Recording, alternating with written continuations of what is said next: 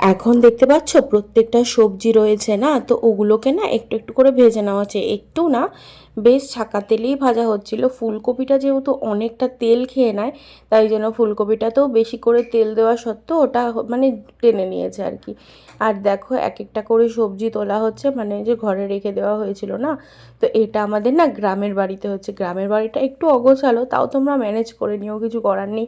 আনন্দর কাছে অগোছালো কোনো কিছুই ম্যাটার করে না। যাই হোক, তো দেখতে পাচ্ছ তো এইবারে ভাজা হচ্ছে শাকটা, মানে ওই পালং শাক, যেটা শীষ পালং বলে না। তো পালংগুলোকে অনেকক্ষণ ধরে ধুয়ে জল ছেঁকে রাখা হয়েছিল, তারপরে ওগুলোকে ভেজে নেওয়া হচ্ছে, মানে ওই একটুখানি তেলের মধ্যে আঁচড়ে নেওয়া হচ্ছে। তারপরে যেহেতু একটা একটা করে ফোড়ন দিয়ে সবজিগুলো দিয়ে দিয়ে দিয়ে দিয়ে মশলা কষানো হবে।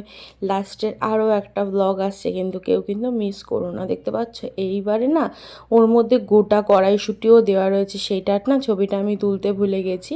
গোটা কড়াইশুঁটি দেওয়া রয়েছে। তো এইবারে আবার দেখো আমার ননদ বলছে, দেখ কি অবস্থা এটার, তুই দাঁড়া, আমি করছি অনেকক্ষণ ধরে। আর আমি দেখছি আমার বরের গালটা একটুখানি কুচি কুচি কুচি কুচি করে দিচ্ছি। যাই হোক, এরপরে না ওই বাঁধাকপিগুলো ভেজে নেওয়া হচ্ছে। বাঁধাকপিটা লাস্ট ভাজা হবে কি জানি না, মনে হচ্ছে, তাও ভুল হয়েও যেতে পারে অনেক সময়। বাঁধাকপিগুলো ভেজে নেওয়া হচ্ছে। ভেজে নেওয়ার পরে না ওটাতেও অল্প করে তেল দেওয়া হয়েছে, কারণ বাঁধাকপিতে তো জানো কত তেল টানে। লাস্টের না আরও একটা ব্লগ আসতে চলেছে, ঝটপট করে সাবস্ক্রাইব করো, টাটা।